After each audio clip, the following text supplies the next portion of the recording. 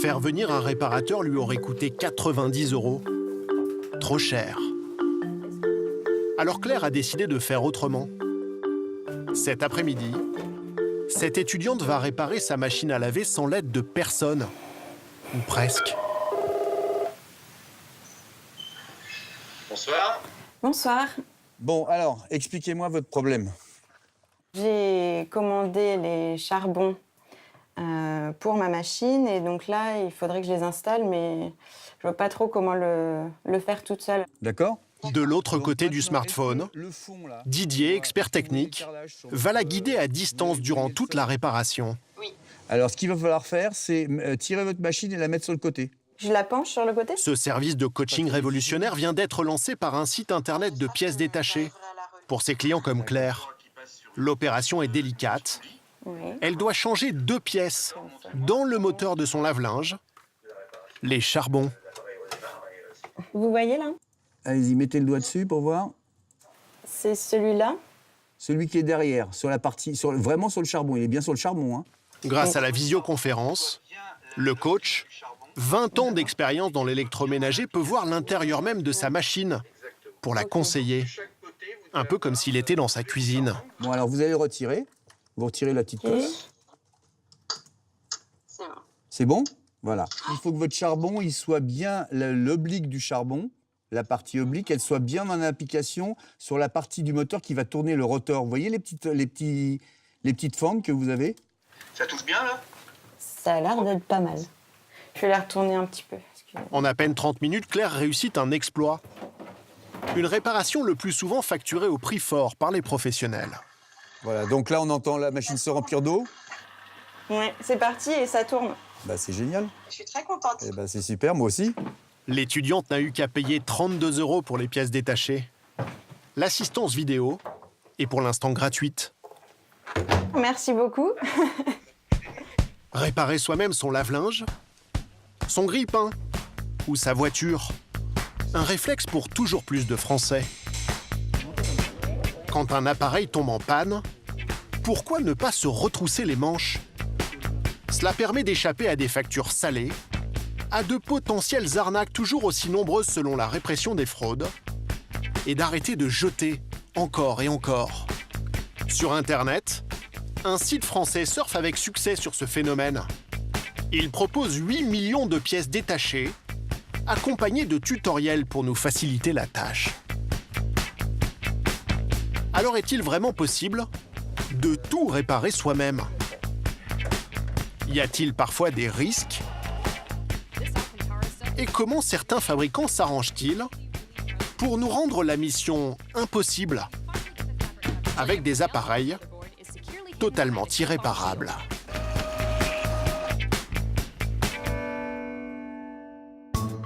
Quand notre voiture tombe en panne, difficile de s'en sortir sans passer par la case garagiste.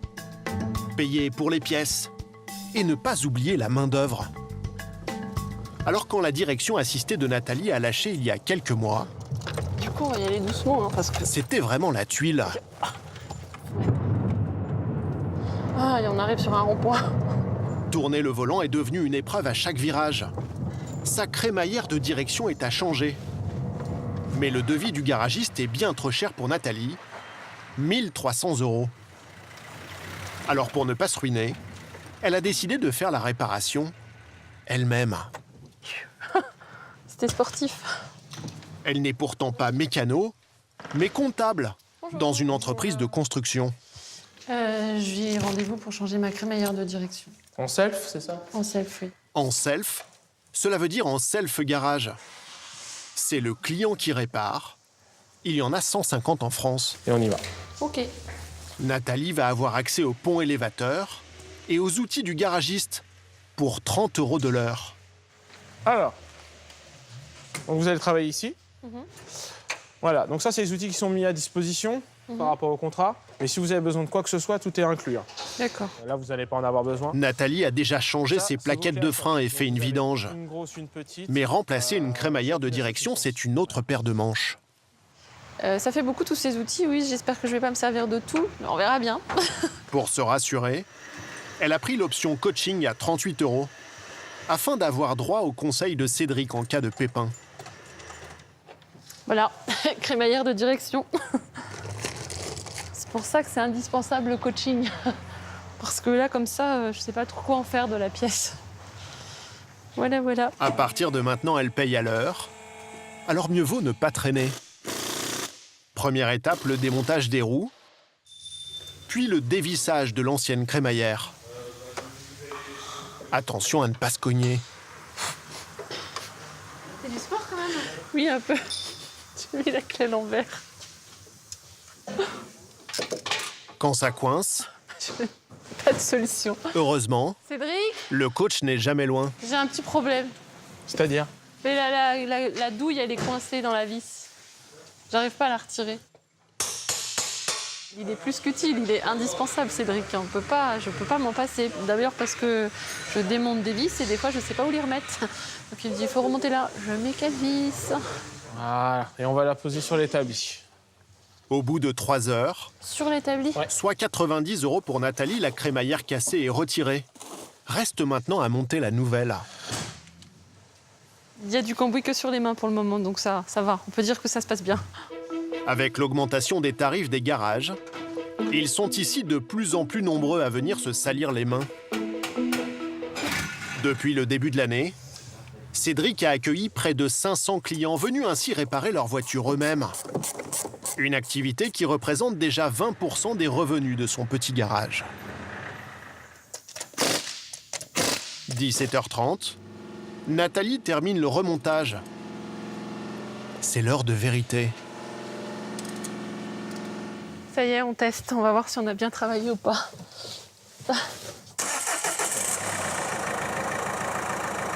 Et on tourne les roues à droite et à gauche.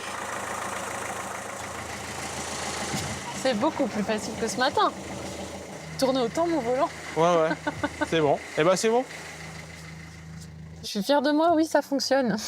En tout, elle a passé 6 heures les mains dans le cambouis pour 158 €, coaching compris, bien moins cher qu'un garagiste traditionnel. J'ai économisé à peu près la moitié, 50% du prix de la réparation sur une concession. Donc ouais, je pense que ça valait le coup de se salir un peu les mains. Réparer soi-même, c'est économique, mais cela permet aussi de prolonger la durée de vie de nos appareils et de moins jeter. C'est la philosophie écolo des Repair Café. Né aux Pays-Bas il y a 8 ans, il y en a aujourd'hui 130, partout en France. Ce matin à Paris, ils sont des dizaines à avoir apporté de l'électroménager ou des produits high-tech en panne. Des appareils souvent hors garantie. Donc ça serait pour réparer un casque audio. Les faire réparer par un professionnel coûterait plus cher que l'objet. Alors ils viennent le faire eux-mêmes, dans ce lycée, guidés par des bénévoles en bleu de travail. Marc est venu avec son fils de 6 ans. Papa, tu vas la réparer ou c'est le monsieur qui répare? On fait tous les deux. Il aurait pu jeter à la poubelle ce vieux lecteur CD qui ne s'ouvre plus et en racheter un neuf. Voilà, ça y est. C'est tout bête, hein, voilà, c'est bête comme chou. Mais avec un peu d'aide, il va tenter de le ressusciter. Donc on a notre courroie, donc on voit, elle commence à plus être parfaitement ronde. Elle a déjà pris une petite forme non parfaitement circulaire, ce qui montre déjà un début d'usure. Donc on va changer la courroie et on va croiser les doigts et puis avec un peu de chance, ça va marcher. Très bien. Alors ça, On va voir ça. J'espère que j'ai pas mis trop de graisse dessus. Bon, sinon tant pis, on fera un essai, on va voir. Donc l'idéal c'est de commencer par mettre la courroie sur le petit axe. Et une fois que le petit axe est mis, voilà, de tirer et de pouvoir l'enrouler sur la grande. Voilà, impeccable. Voilà. bien. Donc là, je mets sous tension. On va l'allumer. Normalement, le CD doit rentrer, le tiroir doit rentrer dans l'appareil. Bon, voilà. Génial. Voilà, je suis bluffé. Ça vaut toujours le coup de regarder, d'ouvrir, de voir ce qui se passe et donner une chance, une deuxième vie à un objet au lieu de consommer, de jeter. Très bien. Merci à vous, merci de votre patience. Ce jour-là, Au revoir. Allez, 73 personnes ont apporté leurs appareils cassés. La moitié a été sauvée de la poubelle. Je viens de remplacer la pièce, je viens de faire le remontage. Lors de sa première visite, Michael a pu identifier la panne sur sa centrale vapeur. Cette électrovanne défectueuse Ici, c'est bouché, malgré la mise sous tension. D'accord. Donc j'ai remplacé cette pièce-là. Il a depuis commandé la pièce détachée sur Internet et vient de finir tout seul la réparation. Une sacrée économie. Une bonne centrale, ça m'aurait coûté dans les 200 €, sachant que la marque me proposait de la réparer pour 250 € et que cette pièce, avec mon temps libre, ça m'a coûté, allez, 30 € au global. De retour chez lui dans les Yvelines, Michael teste immédiatement sa centrale vapeur, remise en état de marche. C'est impressionnant, c'est même agréable. Finalement, les hommes devraient se mettre peut-être plus souvent à repasser. La réparation maison, c'est le réflexe de ceux qui veulent consommer de façon plus responsable.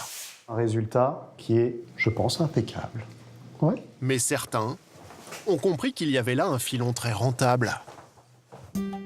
Sur Internet, le français Spareka s'est imposé sur ce créneau du réparer soi-même. 10 millions d'euros de chiffre d'affaires et sur son site 8 millions de pièces détachées en vente pour les aspirateurs, les lave-vaisselle et même les friteuses. Il y a la courroie de marque et l'électrovanne de Michael, disponible en quelques clics et stockée dans ce centre logistique de 6000 m² en Seine-et-Marne.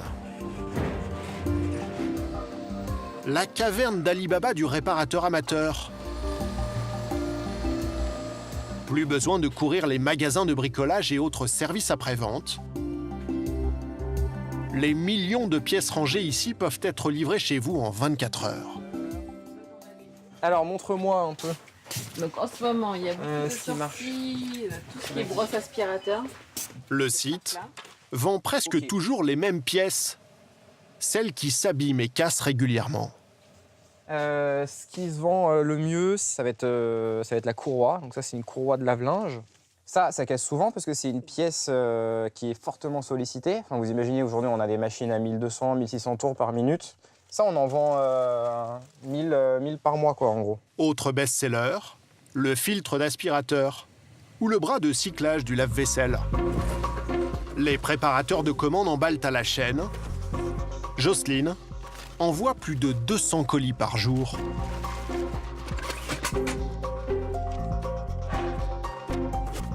On est toujours dans l'activité. Ça n'arrête jamais. Et voilà, ça n'arrête jamais. Ça n'arrête jamais. Dans les prochaines années, l'entreprise espère s'imposer comme le portail incontournable des pièces détachées. Pour cela, elle doit proposer aux clients toujours plus de pièces sur le site. L'objectif des 40 salariés qui viennent tout juste de s'installer dans ces bureaux flambant neufs en région parisienne. Ce matin, Geoffroy Malater, le jeune patron, reçoit l'un de ses fournisseurs. Bonjour François. Bonjour Jean-François. Vous allez bien? Bonjour François. Bonjour. Installez-vous, je vous en prie. Celui-ci vient lui présenter ses nouvelles références, comme cette carte électronique pour digicode de portail. Ça représente beaucoup de pannes? Ça représente beaucoup de pannes à partir du moment où c'est mal protégé, effectivement. Donc les araignées classiques, l'intrusion d'eau classique. Plus la pièce tombe en panne, plus elle se vend, à condition de ne pas être trop chère. On essaye de réduire les tarifs au maximum, puisque la première raison pour laquelle les gens ne réparent pas, c'est le coût, justement. Donc on travaille avec les fabricants pour réussir à proposer des pièces les moins chères possibles. Selon nos informations, le patron aurait négocié cette carte électronique pour 50 € auprès de son fournisseur. Elle sera vendue en ligne 3 fois plus cher, 150 €. Mais ça sera l'occasion de demander à Kevin de faire nos tutoriaux pour pouvoir le présenter. Mais pour encourager ses clients à réparer eux-mêmes, le site ne se contente pas de vendre des pièces détachées. C'est parti. Il leur explique aussi comment les installer. Bonjour, bienvenue sur YouTube. Son arme, 450 tutoriels en vidéo. Déjà 7 millions de vues. Ils sont présentés par Didier Dessart. Vous vous souvenez? C'est le réparateur à distance qui a aidé Claire. Donc comment va-t-on faire pour démonter le four? Ici, cet ancien technicien du SAV de Darty est surnommé le Repair Gourou. La dernière vis qui va s'en aller. Et on va aucune panne ne lui résiste. À l'intérieur. Voilà. Quand j'étais dans les services après-vente, on se déplaçait très souvent pour changer ce type de résistance. Et quand le client voyait qu'une résistance de ce type valait entre 25 et 40 euros et qu'il y avait 70 à 80 euros de main-d'œuvre déplacement, bon, il était content que son four refonctionne, mais il se disait, si j'avais su, j'aurais pu le faire moi-même. On va rebrancher le four. La start-up française compte bien devenir un acteur mondial de la réparation maison. Ouvrir la porte. On sent bien la chaleur. Le four fonctionne, il est à nouveau opérationnel. En plus de ses tutoriels, oui, monsieur Ferrer. Elle a mis en place un centre d'appel international. Oui, bonjour, c'est le service après-vente de Grabs. Choix des pièces sur le site, Bonjour, SAV, je vous rappelle par rapport au 10 télévendeurs conseillent les clients en espagnol, en italien ou en allemand. Une assistance qui n'empêche pas les déconvenus et même les accidents. Car réparer soi-même n'est pas toujours sans risque. Patricia, 58 ans, en a fait l'expérience quand son sèche-linge est subitement tombé en panne, il y a quelques semaines. J'ai lancé un programme. Voilà, il ne démarrait pas. Patricia est une fidèle cliente de Spareka. Alors elle décide d'appeler un téléconseiller. Il me dit, vraisemblablement, le condenseur est mort, donc c'est cette petite pièce-là. On peut essayer de le changer, ça coûte une trentaine d'euros. Alors qu'elle est au téléphone, elle va commettre une grave erreur. J'ai vu ce petit boîtier avec un petit bouton rouge et j'y ai touché, mais j'avais oublié que le courant avait été remis. J'ai pris vraiment une grosse décharge électrique. Là, ça a été violent. Là, j'ai décidé qu'on allait s'arrêter là et que j'allais changer d'appareil parce que j'avais peur. Patricia a finalement racheté un sèche-linge neuf à 468 €. Ça m'aura coûté plus cher, mais c'est le prix de la sécurité. Réparer soi-même, cela peut donc être difficile et parfois même dangereux.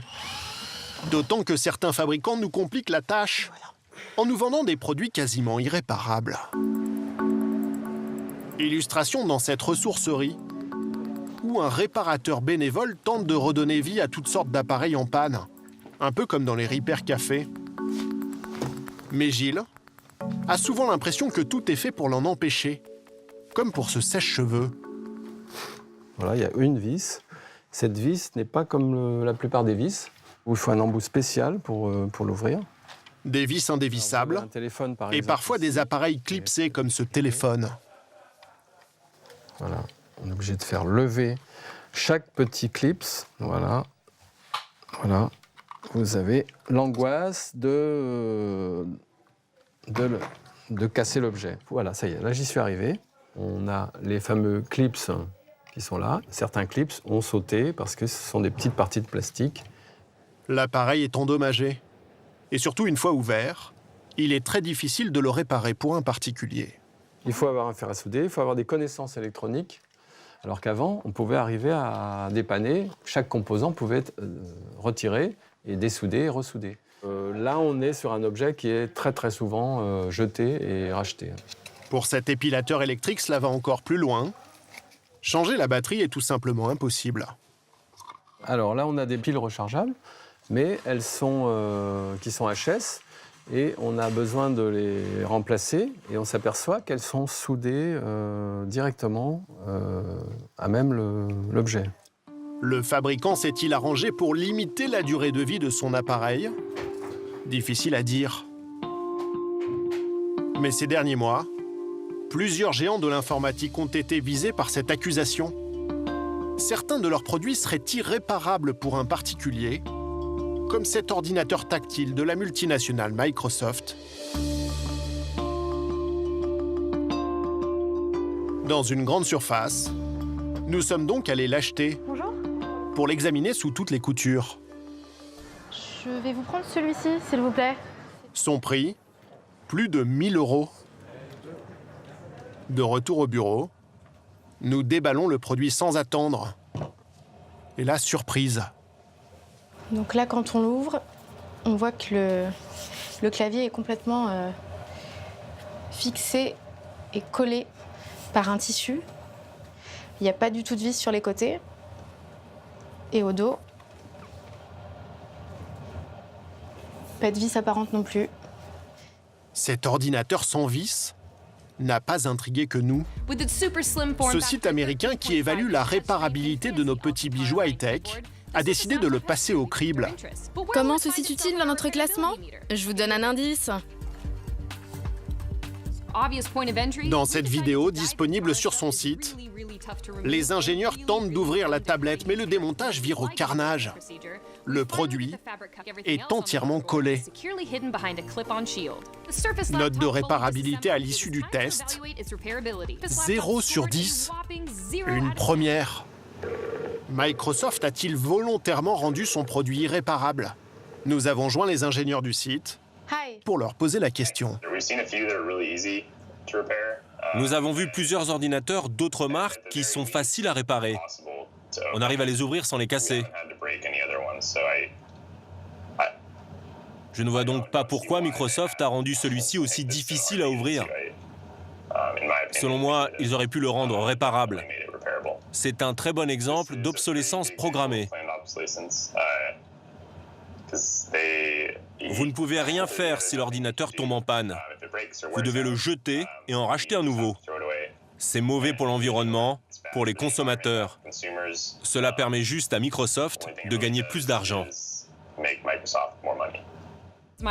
Sollicité, la multinationale assume. Son ordinateur garanti 1 an a été volontairement conçu pour être réparé uniquement par des professionnels.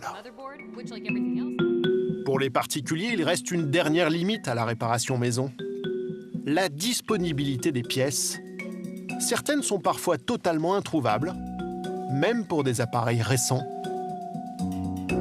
En banlieue lilloise, c'est la mésaventure que connaît Jérémy avec le cuiseur vapeur qu'il a acheté il y a seulement 2 ans. Le minuteur est cassé. Aujourd'hui, je suis obligé de prendre un couteau et de tourner le bouton pour activer le cuiseur vapeur. Jérémy s'est rendu au service après-vente du magasin, qui lui a alors indiqué que la pièce n'était plus disponible.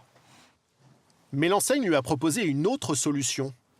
Ce nouveau site de la marque, qui permet aux clients de demander la fabrication de n'importe quelle pièce détachée grâce à une imprimante 3D.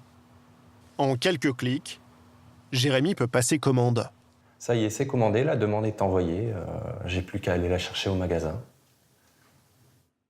De l'autre côté de l'écran, c'est François qui va concevoir la pièce grâce à cette imprimante 3D et cette simple bobine de fil. Une fois chauffé à 210 degrés, le plastique va ressortir sous forme liquide par cette petite tête. Elle va reproduire le bouton minuteur, couche après couche. Il ne faut qu'1 heure à l'imprimante pour créer la pièce.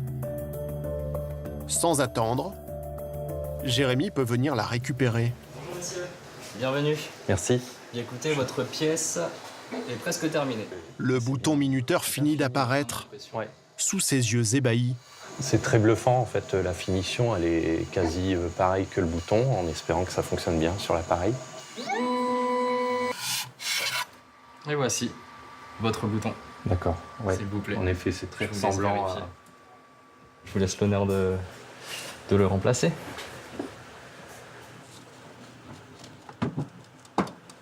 Et là? Ah ouais, d'accord. Là, on voit que ça fonctionne très bien, la minuterie s'est mise en route. Ça m'a l'air même plus costaud que le bouton d'origine. Coût de la réparation, 0 € pour Jérémy. Grâce à ce nouveau service, merci beaucoup. C'était avec plaisir. À bientôt. L'enseigne espère surtout faire de la pub pour ses imprimantes 3D et attirer les clients dans ses magasins. Voilà, c'est parti. Dans 20 minutes, c'est prêt. Pour le consommateur, c'est surtout l'espoir d'appareils éternellement réparables.